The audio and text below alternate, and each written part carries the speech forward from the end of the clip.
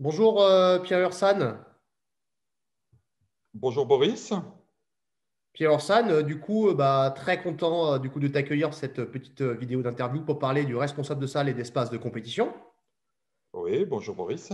On rentre dans le sujet, hein. Quelles sont tes fonctions, toi, au sein de la Ligue Aura? Eh bien, écoute, je suis vice-président de la commission de discipline de la Ligue Aura.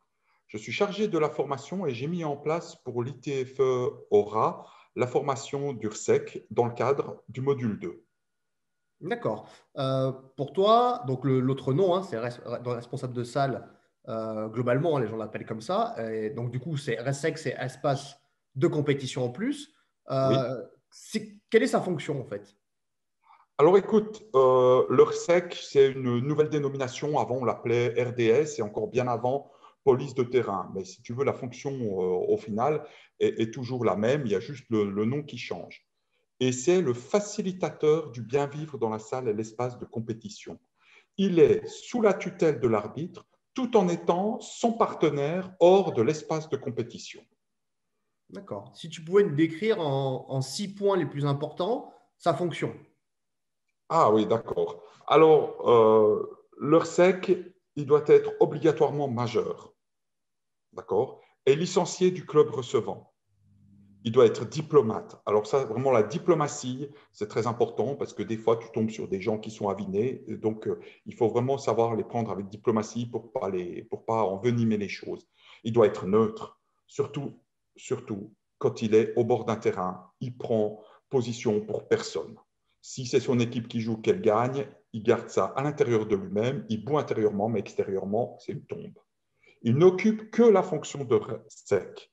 Très souvent, il fait la buvette ou il est au bord du terrain pour faire des photos. Non, il fait cœur sec. Il a bien assez de travail en étant sec.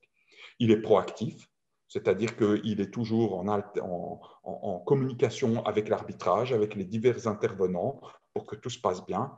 Et il est reconnaissable par son brassard ou sa chasuble qu'il porte avant, pendant et après le match. Très bien. D'après toi, quel profil devait avoir cette personne pour remplir cette fonction?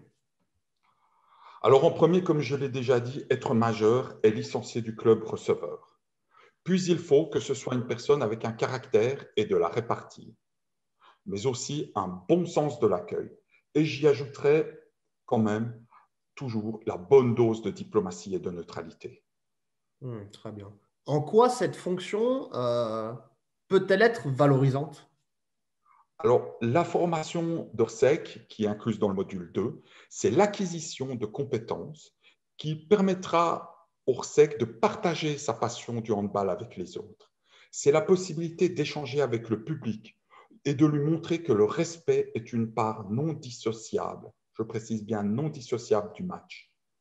Être formé à la fonction de l'ORSEC, c'est vouloir transmettre à autrui les valeurs du handball. Hmm. Euh, Comment un club peut-il éventuellement valoriser cette fonction? Ça, c'est une excellente question. Alors, bon, toi, je pense que tu es aussi bénévole, hein. Beaucoup de bénévoles, tu sais, il manque un peu de reconnaissance. Alors, au début, ils sont tout foutus flammes, et puis après, dans le temps, on a besoin de reconnaissance.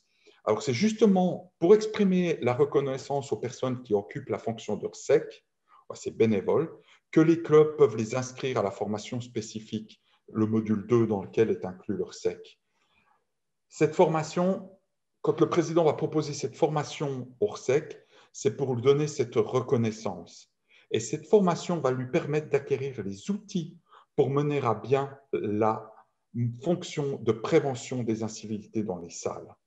Et en participant à l'intégralité de la formation de RSEC et du module 2, il apportera en plus à son club des points pour la CMCD, ce qui n'est pas négligeable. Ouais, carrément.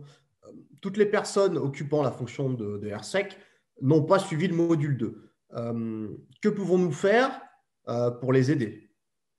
Alors, en premier lieu, il faut les inciter à se former. C'est vraiment important parce que c'est vraiment les aider, hein, comme je l'ai dit, à ne pas à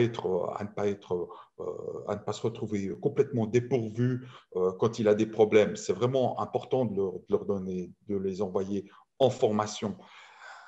il va pouvoir avoir tout ça. Mais si par hasard, il doit occuper la fonction de RSEC et qu'il fait ça peut-être pour la première fois ou la deuxième fois, on a envoyé lors d'une assemblée générale de Châtellus-Ange-du-Gourbet à tous les clubs une fiche qui s'appelle l'ERDS Un vrai rôle, qui est un aide-mémoire à la fonction de RSEC.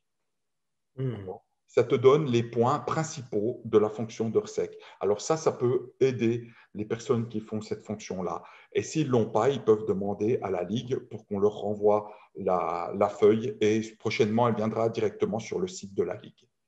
Très bien. Moi, je crois qu'on a eu l'essentiel des informations. Avant de nous quitter, veux-tu ajouter quelque chose? Alors oui, alors l'RSEC, c'est l'image du club de par son attitude et son sens de l'accueil avant, pendant et après le match. Donc, ne pas le négliger car c'est le reflet de son club Merci auprès des Pierre différents. Orsat, merci pour ces paroles, ces explications. Et puis, forcément, on te souhaite, merci d'avoir pris du temps et une très bonne fin de soirée. Merci à toi Boris et belle fin de journée à tous et soyez forts pour les futurs RSEC. Merci. Merci.